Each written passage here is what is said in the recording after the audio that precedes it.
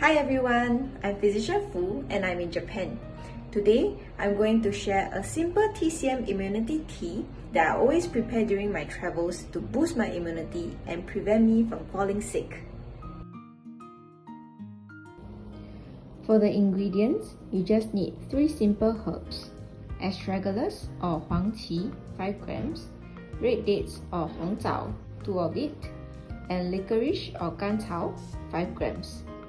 Huang qi is known for its spleen and lung nourishing properties, which helps to boost your immunity during your travels. Red dates can nourish the spleen and the stomach, helping with digestion, as well as warm up the body if you ever travel to a cold country.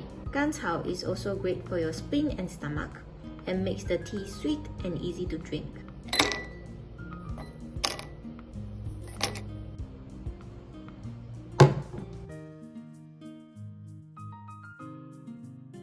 After adding hot water to the ingredients, steep for 5 to 10 minutes. And your immunity tea is ready!